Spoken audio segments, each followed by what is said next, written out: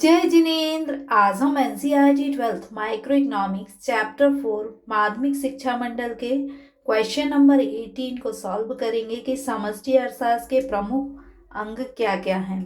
Explain the major parts of micro economics. देखिए, समष्टि अर्थशास्त्र का अर्थ होता है कि हम संपूर्ण अर्थव्यवस्था का एक साथ अध्ययन करें, किसी एक अंग का नहीं बल्कि पूरी अर्थव्यवस्था का एक साथ अध्ययन करते हैं। बड़े भाग, योगों, औसतों का अध्ययन करें। ये जो बड़े बड़े भाग हैं अर्थव्यवस्था के, इनके मध्य क्या संबंध है, इसका अध्ययन हम समष्टि अर्थशास्त्र के अंतर्गत करते हैं। और किस चीज़ का अध्ययन करते हैं कि आर्थिक विकास की गति कैसी है। इन्फ्लेशन यानी जो मुद्रास्फीति है उसकी स्तर कैसा है, अर्थव्यवस्था में कीमत स्तर कैसा है। कीमत स्तर का अर्थ है कि जैसे एक दो वस्तुओं की कीमत नहीं, बल्कि यदि सारी वस्तुओं की कीमत बढ़ रही है तो हम क्या कहेंगे कि कीमत स्तर बढ़ रहा है। इसके अलावा राष्ट्रीय आय और रोजगार स्तर का अध्ययन समष्टि अर्थशास्त्र में किया जाता है।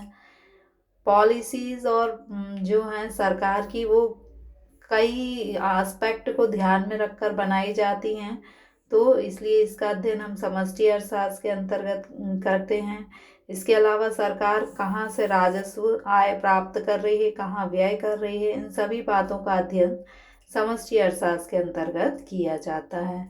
तो समष्टि अर्थशास्त्र के प्रमुख अंग क्या हैं? एक समुच्चय का अध्ययन यानी संपूर्ण अर्थव्यवस्था का एक साथ अध्ययन।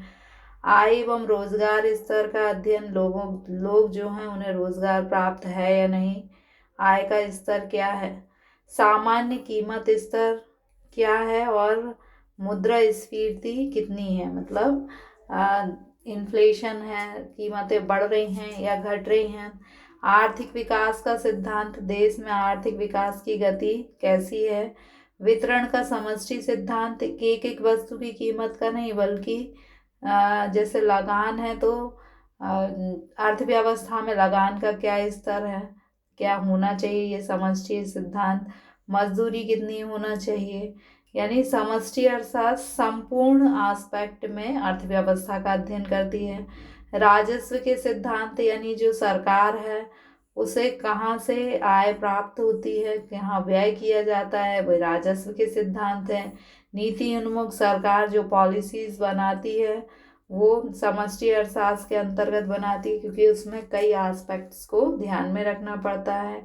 समष्टि अर्थशास्त्र जो है संपूर्ण अर्थव्यवस्था का स्थैतिक का अर्थ होता है कि जैसे कि डिमांड और सप्लाई के द्वारा जो है कीमत निर्धारित होती है, तो ये क्या हो गया, एक स्थैतिक संतुलन।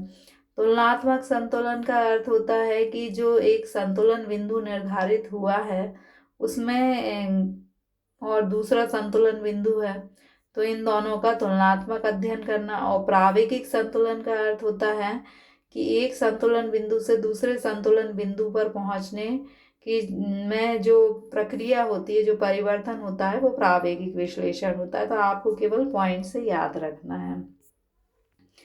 Explain the major part of macro economics. Macro economics जो है इंटायर इकोनॉमी और का अध्ययन करती है। इसके अंतर्गत होल इकोनॉमी यानी पूरी इकोनॉमी का एक साथ अध्ययन किया जाता है। इनकम और एम्प्लॉयमेंट लेवल का अध्ययन किया जाता है। जनरल प्राइस, लेबर और इन्फ्लेशन का अध्ययन किया जाता है। इसमें हम इकोनॉमिक डेवलपमेंट मीन्स आर्थिक विकास का अध्ययन करते हैं। प्रिंसिपल ऑफ डिस्ट्रीब्यूशन मीन्स समष्टि आर्थिक सिद्धांत के आधार पर वितरण का अध्ययन करते हैं। लॉ ऑफ रेवेन्यू, सरकार के आय के स्रोत क्या क्या हैं, एक्सपेंडिचर क्या है। पॉलिसी ओरिएंटेड मीन्स गवर्नमेंट की जो पॉलिसी है वो मैक्रो इकोनॉमिक्स फैक्टर्स के अंतर्गत डिटरमाइन की जाती है। Static, comparative and dynamic analysis macro economics के अंतर्गत किया जाता है। Thank you.